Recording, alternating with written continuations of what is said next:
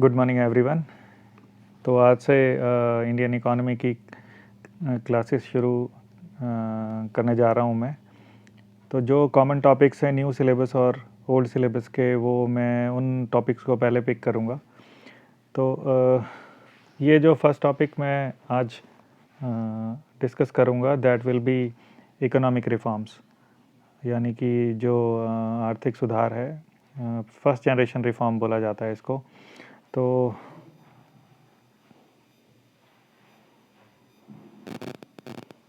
अभी economic reforms,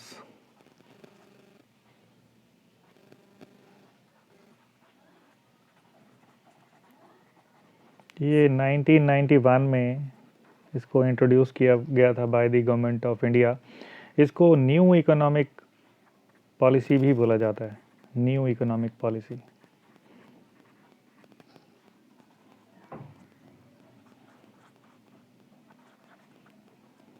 new economic policy भी बोला जाता है।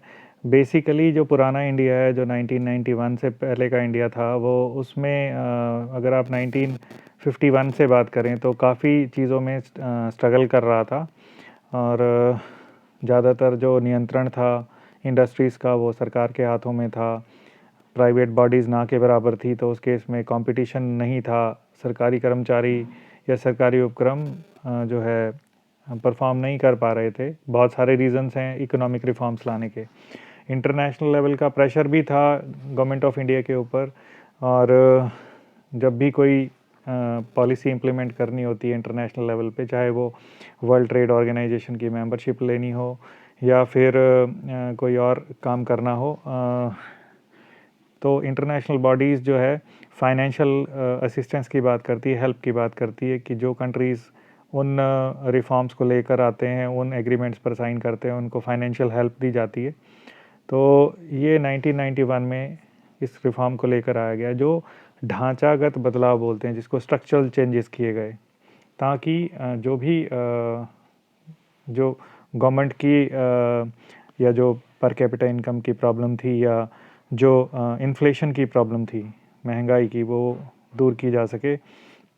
तो जो गवर्नमेंट थी उस टाइम वो थी, प्राइम मिनिस्टर थे, prime minister was at that time Narasimha Rao.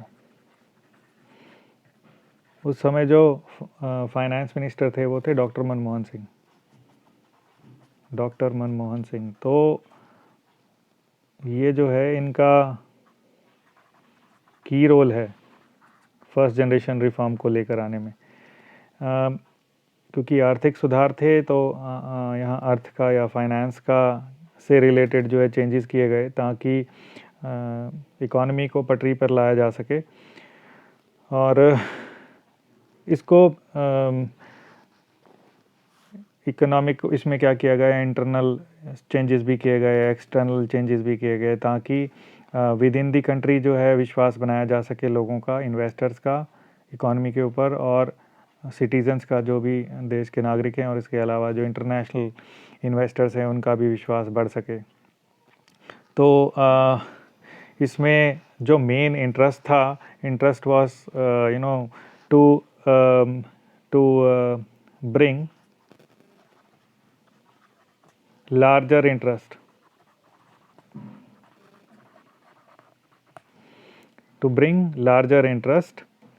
of private sector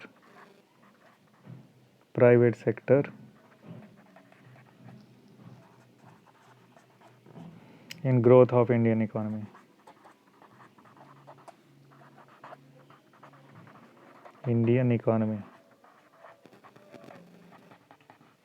तो बेसिकली तो वैसे 3 फार्मूले इसमें दिए गए थे। LPG was the formula given, that was given.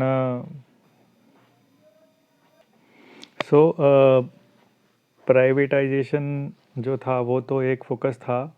Reason इसका ये था कि जो प्राइवेट बॉडीज़ को अगर इंक्लूड किया जाता तो इसमें कंपटीशन जो है इंक्रीज़ हो जाता था, या गवर्नमेंट जो है करना चाहती थी जो है पब्लिक सेक्टर एम्प्लॉयज़ के अंडरटेकिंग के बारे में। यानी जो पब्लिक सेक्टर अंडरटेकिंग्स नहीं परफॉर्म कर रही थी, गवर्नमेंट का प्लान था कि उसको प्राइवेटाइज़ किया जाए और जो है प्राइवेट हाथों में दिया जाए। तो प्राइवेटाइजेशन जो है करने का जो है एक लार्जर इंटरेस्ट था गवर्नमेंट के मन में। इसमें अगर बात की जाए तो तीन इसमें जो है इस फार्मूले में तीन एलिमेंट्स थे। एलपीजी फार्मूला बोलते हैं इसको, LPG. First L stands for liberalisation.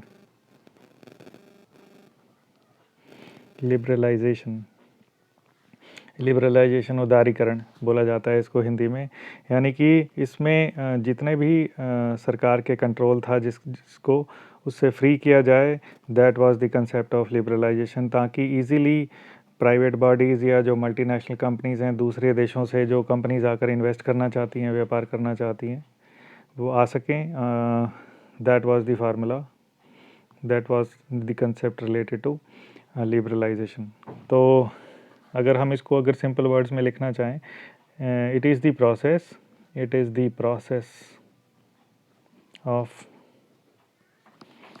Process of elimination या eliminating the control of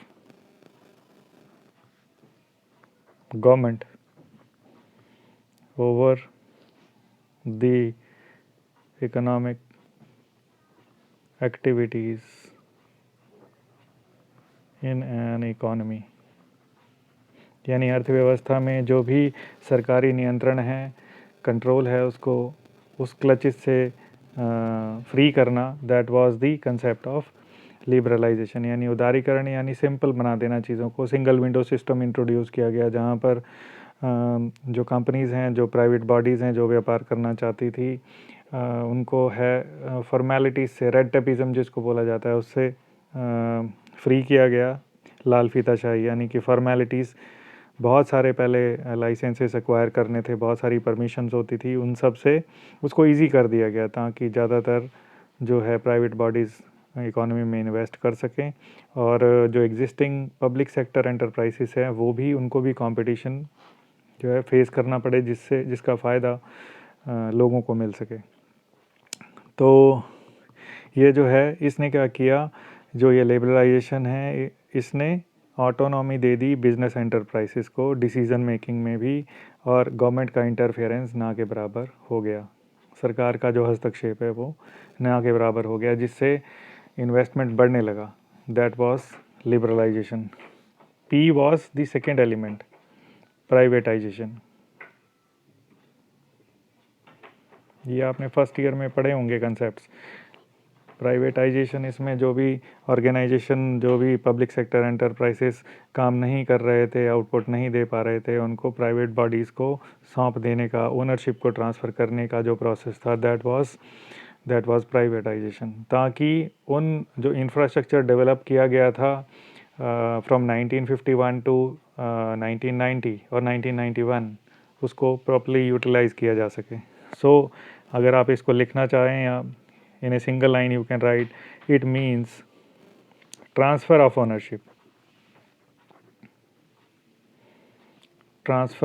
ownership, management and control of public sector enterprises to private sector। तो ट्रांसफ़र ऑफ ओनरशिप किसका? फिर प्राइवेट बॉडीज़ ने interest नहीं दिखाया। उन्होंने ये स्लो इसलिए रहा क्योंकि जो लॉस मेकिंग ऑर्गेनाइजेशन थे, उनके उसमें कुछ स्ट्रक्चरल कमियां थी, ढांचागत कमियां थी। जो उनकी टेक्नोलॉजी और प्रोडक्शन थी वो ठीक नहीं था, जो मशीन्स थी आउटडेटेड थी, तो इसलिए प्राइवेट बॉडीज़ ने इतना इंटरेस्ट नहीं दिखाया। वो चाहती थी कि जो प्रॉफिट मेकिंग ऑर्गेनाइजेशन है, प्राइवेट बॉडीज़, उनको अक्वायर करना चाहती थी। तो गवर्नमेंट ने स्ट्रक्चरल चेंजेस लेकर आए 1991 में। तो उन्होंने सिर्फ लॉस मेकिंग ऑर्गेनाइजेशंस को नहीं बेचने का प्रयास किया, बल्कि वो अपने आप को रिट्रीट किया, अपने आप को पीछे खींचा उन एंटरप्राइजेस से, और गवर्नमेंट ने प्ली दिया कि ये गवर्नमेंट का काम नहीं होता बिजनेस एंटरप्राइजेस को रन करना।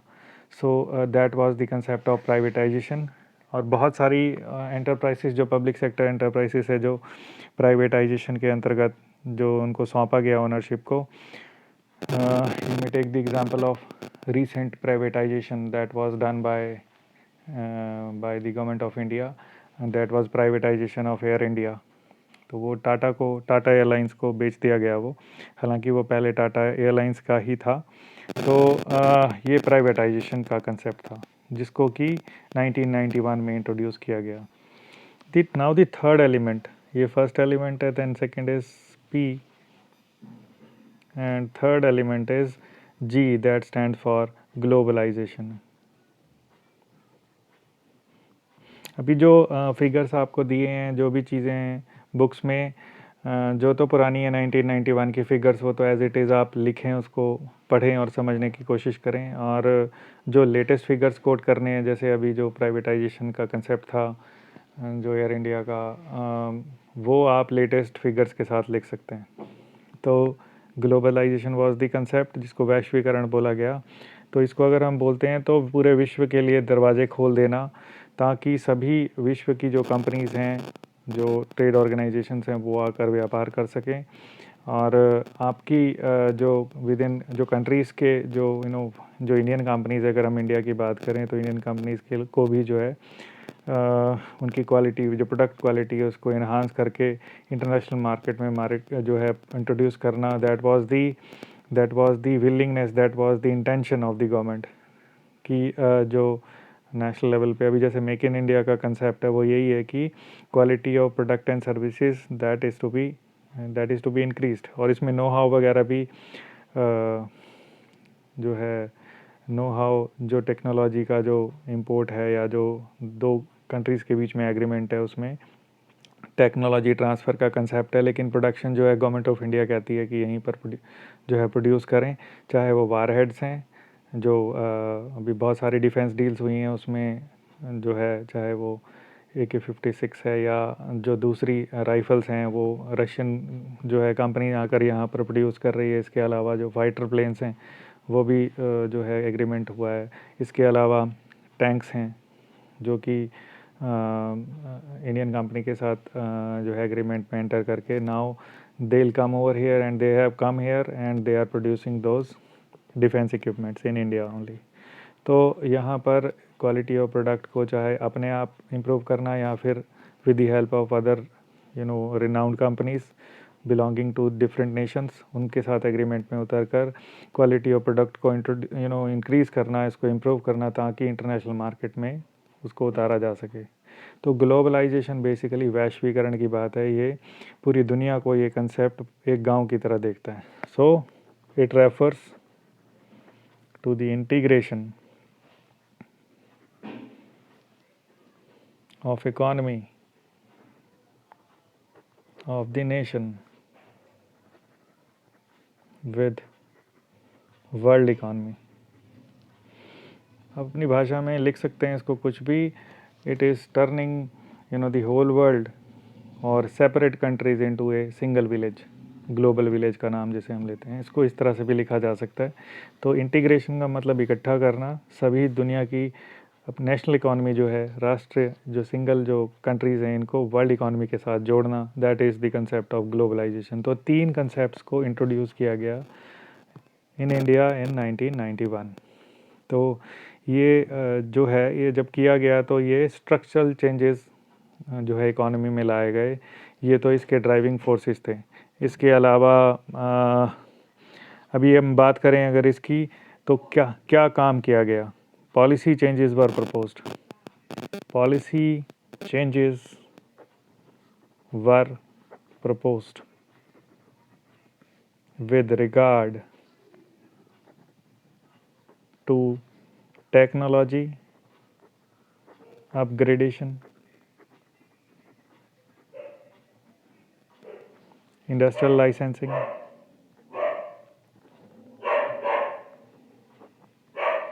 removal of restrictions,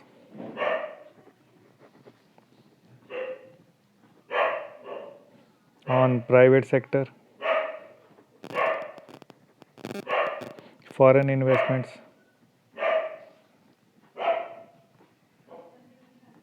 and foreign trade।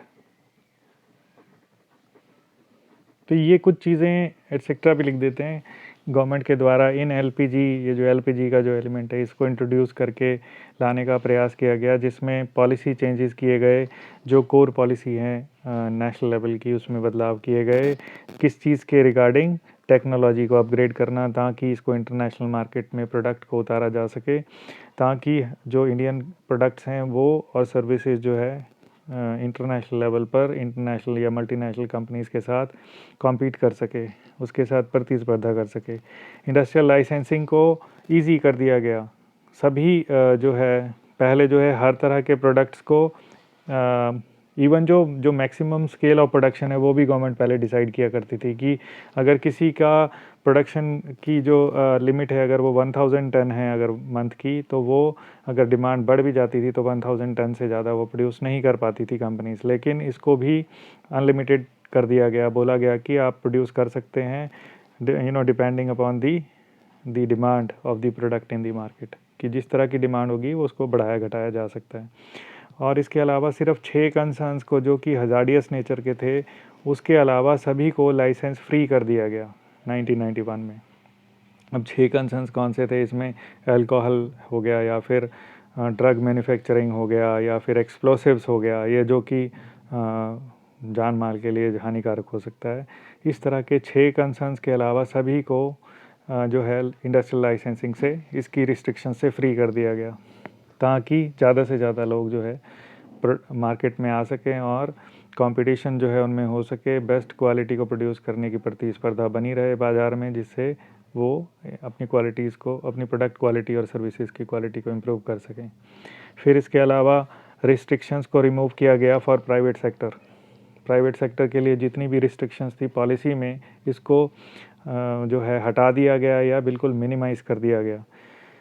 Private sector को अलाउ किया गया कि वो भी सरकारी क्षेत्र में बैंकों के साथ जो है कॉम्पीट करें। अभी आप देखें तो चाहे वो फॉरेन बैंक्स हैं, चाहे वो प्राइवेट सेक्टर के बैंक्स हैं, लगातार कंपटीशन में बने रहते हैं पब्लिक सेक्टर बैंक्स के साथ, और ये दोनों को प्रेरित करते हैं।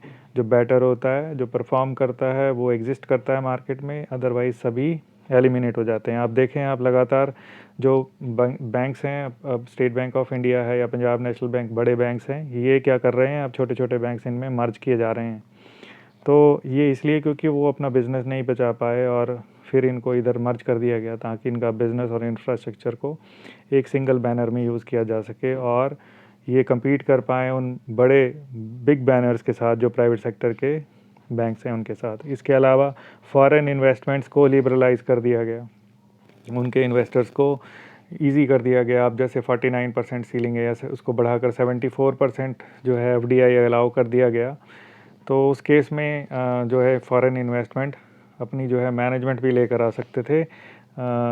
उनका जो है मैनेजमेंट, क्योंकि अगर 49 या 50% से ज़्यादा अगर इन्वेस्टमेंट हो जाती है फॉरेन नेशनल्स की, तो उस केस में उनका मैनेजमेंट वो चुन सकते हैं अपने आप, और वो पॉलिसी चेंजेस कर सकते हैं कंपनी में। इसके अलावा फॉरेन ट्रेड में भी उसको भी इजी बना दिया गया। तो दिस वाज दी क्रक्स। ये सारी चीज़ें की गई ताकि जो है जो देश की अर्थव्यवस्था है उसको पटरी पर लाया जा सके, और जो भी खामियां हैं, जो भी कमियां हैं इकॉनमी में, इंडियन इकॉनमी में, उसको दूर किया जा सके, इसको प्रॉफिट में लेके आया जा सके। There was the concept of fiscal deficit. अभी हम पढ़ेंगे आने वाले लेक्चर में, fiscal deficit was the major reason. Fiscal deficit क्या होता है? जब गवर्नमेंट एक्सपेंडिचर ज़्यादा हो जाता है इसकी टैक्स कलेक्शन से, तो डेफिसिट्स होते हैं। सरकार की आय का साधन है टैक्स वो डिफरेंट बॉडीज़ से, चाहे इंडिविजुअल्स हों, चाहे फर्म्स हों, कंपनीज हो, हिंदू इंडिविजुअल फैमिलीज़ हो, फॉरेन ट्रेड के ऊपर जो कस्टम ड्यूटी होती है, विभिन्न प्रकार के टैक्सेस लगाए जाते हैं, वो सरकार के लिए आय है, गवर्नमेंट के लिए इनकम है। वो एक्सपेंडिचर होती है गवर्नमेंट के, जो डेवलपमेंट के लिए जो है गवर्नमेंट एक्सपेंडिचर करती है। जब एक्सपेंडिचर ज़्यादा हो जाता है टैक्स कलेक्शन से, उसकी इनकम से एक्सपेंडिचर ज़्यादा हो जाता है, तो फिस्कल डेफिसिट होता है। तो ये सारी चीज़ें की गई। ये भी एक मेजर रीज़न था 1991 के रिफॉर्म्स लाने के लिए। अभी in the coming lecture video we will discuss the reasons behind, the primary reasons behind bringing the economic reforms. कुछ तो प्रेशर इंटरनेशनल बॉडीज़ के द्वारा भी बनाया गया, जिससे कि ज़्यादातर जो है जो साउथ एशियन नेशंस हैं या फिर जो डेवलपिंग नेशंस हैं वो इस तरह के रिफॉर्म्स को जब लेके आए, उनको जो है प्रेशराइज़ किया गया, उनको उनको एनकरेज किया गया और उसके लिए उनको फाइनेंशियल हेल्प भी दी गई, ताकि जो है वो कंट्रीज़ मल्टीनेशनल कंपनीज़ के प्रोडक्ट्स को अलाउ कर सके उन कंट्री में और उनका बाज़ार का दायरा बढ़ सके। इससे दोनों नेशंस को फ़ायदा मिला। जो डोमेस्टिक कंपनीज़ थी, जो किसी देश विशेष से संबंधित थी, वो भी प्रेरित हुए अपने प्रोडक्ट क्वालिटी को इम्प्रूव करने के लिए, ताकि वो इंटरनेशनल ब्रांड्स के साथ compete कर पाएँ। So that was also one of the reason. तो आई होप जो भी चीज़ें एक्सप्लेन की गई आप पढ़ें इसको और try to write the figures, the latest figures. And if अगर क्योंकि 1991 की हम बात कर रहे हैं, तो अगर ये 2022 शुरू हो गया तो लगभग 20 साल पुरानी जो है 20-21 साल पुराने फिगर्स हैं, तो वो चेंज नहीं हुए हैं। तो but you try to comprehend those, learn those figures, और वो ज़रूर आप इनकलकेट करें in your notes. I will try to give you the assignment also, and that will definitely help you in preparing for your examination. So that's all for today. uh, I'll post the next video, and I'll take up the next topic in the same, you may say, major topic. Thank you.